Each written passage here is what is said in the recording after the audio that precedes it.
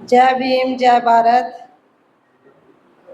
मैं अगर सबके नाम लूँगी तो टाइम ज़्यादा लगेगा।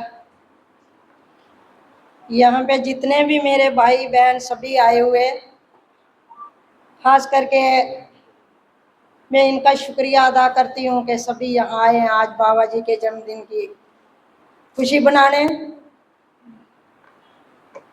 भगत महासभा के मिंदर भगत जी, राजकुमार जी, मूलाराम जी जो एक्स मिनिस्टर, बोधराज जी जो चीफ गेस्ट, बाकी जितने मेरे यहाँ पे आए हुए हैं मैं सबका तहे दिल से शुक्रिया करती हूँ। आज बाबा साहब जी का जन्मदिन है, बहुत खुशी है, बहुत मुबारक है।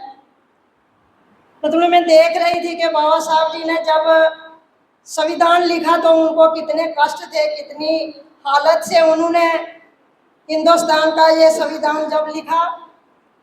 जब वो लिख रहे थे तो रात को विजिट कर रहे थे, सब बाकियों के दर पे गए तो लोग सोए थे। बाकी बाबा साहब जी जब लिख रहे थे तो उनको पूछा गया कि आप जागे हो, बाकी सोए हैं, तो आप क्यों जागे हो। उन्होंने कहा कि बाकी जो लोग जागे हैं उनका समाज, उनकी कौम जो है वो जागी हुई है। मैं इसीलिए जागा हूं कि मेरा समाज, मेरी कौम जो है वो सोई हुई है, मैं इसलिए जागा हूं। कितनी महान हस्ती थी, कितना महान उन्होंने एक कलम से पूरे हमारे लोगों को हक दिए और जीने का अधिकार दिया। आज हम जहां बैठे हैं बहुत बड़ी बड़ी पोस्टों में है तो बाबा साहब की देन है।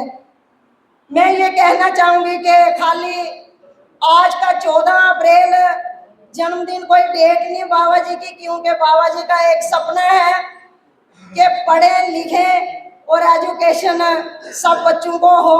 मैं ये रिक्वेस्ट करूंगी कि गरीब से गरीब भी जो है तो बच्चों को एजुकेशन दे, तो बाबा जी का सपना जो था वो पूरा होगा। एक मैं और ये कहना चाहूंगी कि ये कोई जो भी इतिहास जब बनता है तो सबकी कुर्बानी होती है। बाबा जी का बच्चा छोटा, मैं देख रही थी कि उनको कितना कष्ट था, वो बीमार थे। रामा माई जी ने उनको मतलब देख रहे थे तो बाबा जी संविधान हमारे लिए लिख रहे थे, हमारे हक हकूक के लिए वो मतलब एक संघर्ष कर रहे थे। जब उन्होंने वो बच्चा छोटा जो मर गया तो रामा माई जी ने अपने साड़ी का जो पल्लू था उससे उसको ढककर मतलब उसका जो टाइम था वो किया। कहने का मेरा ये है कि जो भी आज मेरे सभी बहन भाई जो भी जितने जिस जगह पे भी बैठे हैं, जिस पोस्ट में भी हैं, अगर कलम है तो मौका है उस कलम के जरिए किसी का भला हो। कहते हैं किसी का भला तो अपना भला। बाबा साहब जी कोई एक छोटी हस्ती नहीं थे। हमें जीने का हक नहीं था, पानी नहीं पी सकते थे, हम रास्ते चलते थे तो जूते हमारे कभी बहुत दूर खुल जाते थे। कहने का मेरा ये भाव है कि अगर इस चीज को देखकर हम देखें तो आज हम कहाँ पहुंचे हैं, किस जगह पे।